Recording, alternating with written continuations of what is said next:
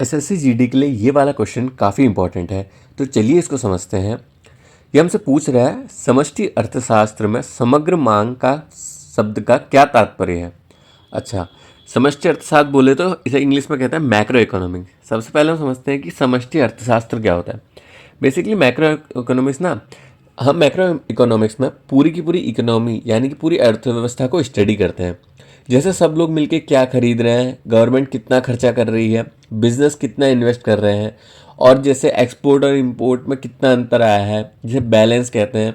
ये सब चीज़ें देश की कुल आय, उत्पादन, रोजगार, मूल्य स्तर, मुद्रास्फीति यानी कि जिसे इंग्लिश में इन्फ्लेशन कहते हैं, राष्ट्रीय आय, नेशनल इनकम, इन सब चीज़ों के बारे में।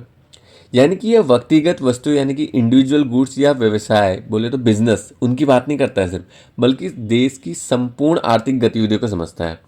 तो ये समष्टि अर्थशास्त्र होता है। अब हमसे यहाँ पे पूछ रहा है कि एग्रीगेट डिमांड यानी कि समग्र मांग क्या होता है। तो अब समग्र मांग को हम एक बार समझें तो आप ये देखिए, पहले हम इसकी डेफिनेशन यानी कि इसकी परिभाषा से समझते हैं।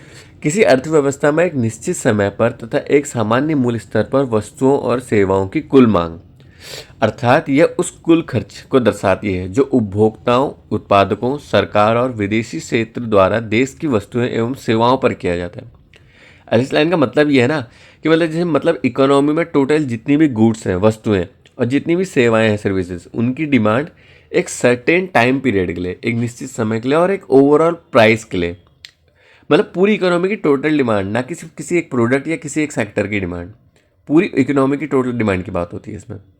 अब अगर इसे हम एक फॉर्मूले की हेल्प से समझ रहे हैं तो समग्र मांग यानी कि एग्रीगेट डिमांड का एक छोटा सा फॉर्मूला भी है जो यहाँ पे लिखा हुआ है, आप देख सकते हैं।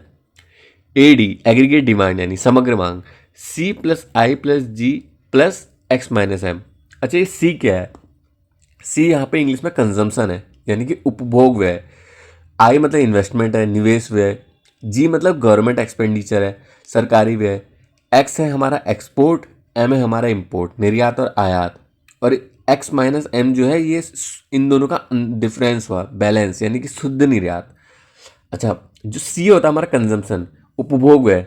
इसका मतलब क्या है कि लोगों का खर्चा, यानी कि जो परिवारों द्वारा जैसे वस्तुओं या सेवाओं पर जो भी खर्च किया जाता है, जैसे कि खाना, कपड़े, बिजली, ये सब चीज़ें। आई मतलब होता है इन्वेस्टमेंट यानी कि बिजनेस का इन्वेस्टमेंट, निवेश व्यय।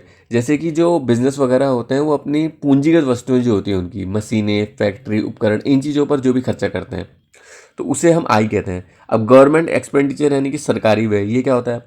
यानी कि सरकार द्वारा सड़कों, अस्पतालों, शिक्षा, ऐसी चीज़ों पर जो खर्च किया जाता है उसे हम गवर्नमेंट स्पेंडिंग कहते हैं, सरकारी व्यय। एक्सपोर्ट होता है मतलब जो भी हमारे देश से दूसरे बाहर के देशों में, विदेशों में बेचा जाता है, उससे आने वाला पैसा। और इम्पोर्ट होता है कि जो हम बाहर वाले देश से खरीदते हैं अपने देश में। और इन दोनों का ही अंतर है, यानी कि अगर हम एक्सपोर्ट, निर्यात में से आयात को घटाएं तो हमारा शुद्ध निर्यात निकल के आता है।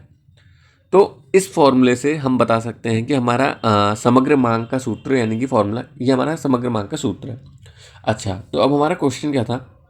हमारा क्वेश्चन ये पूछ रहा था कि समग्र मांग क्या होता है। तो हम अपने ऑप्शंस पे जाते हैं एक बार। सबसे पहला हमारा ऑप्शन है कि किसी विशेष उत्पाद की कुल मांग। नहीं, ये नहीं होता, इसे असल में बाजार मांग कहते हैं। बाजार मांग यानी कि मार्केट डिमांड, ये कहा जाता है इंग्लिश में। तो ये इसका सही आंसर नहीं होगा हमसे, तो क्योंकि समग्र मांग पूछ रहा है।